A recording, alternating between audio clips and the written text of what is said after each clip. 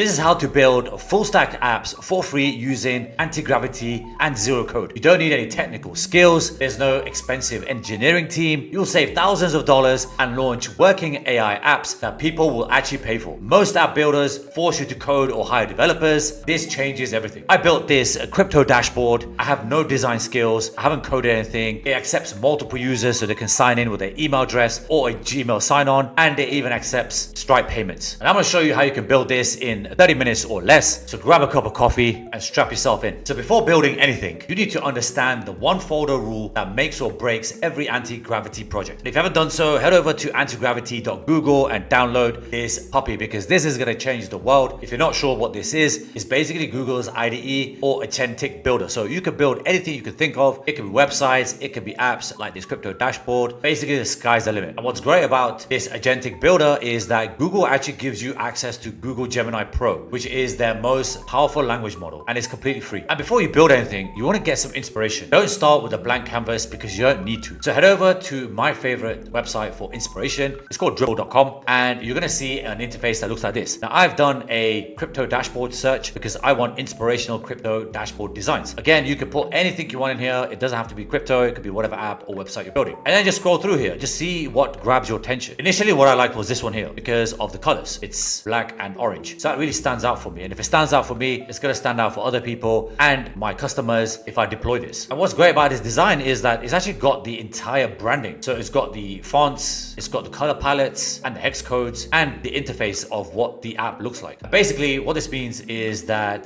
Dribbble is just a website where developers, designers can upload their profiles, right? They can upload portfolios, they can find clients on here, basically like any other freelancer platform. What's great for us is that this has a ton of design ideas. So the first thing I did was right click and save this image. Now this is the most important part. You want to create a folder called something like crypto dashboard, and then you want to put all your assets inside of this dashboard folder. This is going to be the reference when we build this out inside of AntiGravity. Once you have all the assets, color palettes, branding, documents, everything you need inside of this folder, you want to go over into AntiGravity, and this is what the interface looks like on a Mac. Now it looks very complicated, but I assure you it's not. Everything you see on the left hand side here has been built by the language model. The only thing I've uploaded is these two reference images, which is screenshots from Dribbble. And within a few minutes, I'm going to show you how you can go from concept to deployed app. So the first step is we want the prompt. Right now, you don't need to be too expansive for this because we've given it plenty of reference images and design guidelines. So the first prompt that I put in here was, I want you to build a crypto dashboard using the attached reference images. Maintain the same color palette, fonts, layout, and I want it to be glossy and dynamic. Now you can put other things in here, like if you want Node.js or if you want specific libraries to make it dynamic, to make it have that glassy effect or any other type of dynamic effect, it's all possible. Once it has information, AntiGravity will build a project outline, like an implementation plan. When you're happy with that, you just agree it. If there's anything that you want to change, that you don't agree with this on the implementation plan, then just go back and prompt it. When you're happy, just click proceed. At which point it's going to prepare all the directories for next.js. It's going to initialize and build everything that we need for this dashboard. And then it's going to plan the crypto dashboard. So here's the implementation plan that I've agreed. I'm happy with it. And then it's going to just go through the build. Right now, this is a back and forth process because it is prompting. Sometimes you'll get some errors. Don't panic. You just go back into the prompting window and just ask Gemini to fix this for you. So in the first instance, you're going to have something that looks like this. Now, it's not going to have the sign-on or the live feeds from Binance. I'll show you how to set that up next. But an interface that you like, that's similar to whatever you found on Dribbble or any other website. So I just used this and I just cloned it. The fonts, the color palette, I'm quite happy with this. Now, because I'm on a Mac, I need to run it on a local development server, which is what this prompt basically is telling AntiGravity to do. And what that means is that it's going to run on your local host. So for me, it was port 3000. And basically that's a place that I can see it. If I'm happy with it, I can proceed to deploy it. If I'm not, I can go back into the prompting and change it. So you can see here that the address for this particular server was a localhost with the colon 3000. But I wasn't happy with it at this point, so I put in another prompt to say update the color palette so it uses the reference images. So although the design was quite similar, I noticed that the color palette was different. For some bizarre reason, AntiGravity chose purple and not the orange and black, and the font was a little bit different, which is fine. You can always go back in and prompt it. It's really not a big deal. So then I refined it and it went through a series of thinking and obviously implementation. And then once I was happy with it on the localhost, I wanted it to integrate into a backend. So what this means is that because I'm running an app that I want to sell, I want to have thousands of users logging in all at one time. So what that means is that I'm going to need some kind of backend database, some secure system where they can save their user profile. And so I basically prompted it with, I want you to help me improve the app by creating a backend. So I want users to be able to log in with a Google sign-in in, it needs to be secure, and I want you to use Firebase for this. This is where you will save the user's data. Now, before you can do that, there's one step that you need to do, and that is you need to install the MCP server. So click where the 3 dots are and it says additional options, and click on MCP servers. Now, the one you want to look for in this particular case is Firebase, because that's also Google. Click on that, and then you need to basically install it. I've already got it installed, but you'll see it that says installed here. Once it's installed, it's basically ready. And MCP just means it's a protocol. Basically, it's a language. So I'm talking to you, I'm recording this video in the English language, and everybody that understands English will be able to understand this video. And that's basically what MCP means. It means that all third-party applications outside of AntiGravity can all talk to each other. Now, you are going to need a handshake, so it will basically ask you to go to this link here, and then you just follow the on-screen instructions. What you're looking for specifically is a code that looks like this. So this is basically a handshake. Firebase is making sure that the right application, the right user has access to that backend system. Once it's done, it will then integrate with Firebase through the MCP, and then it's created a new project called crypto-dashboard-go. Now, there's a couple of things you need to do inside of Firebase, and if you head over to where it says authentication, sign-in methods, just make sure email and Google are enabled. You go there by clicking on add new provider, and you can have all these sign-on options. The most popular ones are generally just email and Google. But if you wanted to, you could add GitHub, Facebook, and whatever else you wanted. The next step is adding the Binance API data, because as you can see here, these values are actually accurate up to a few seconds. So this is the correct Bitcoin price, Ethereum, and Solana. And this is all real market data. So to get this, head over to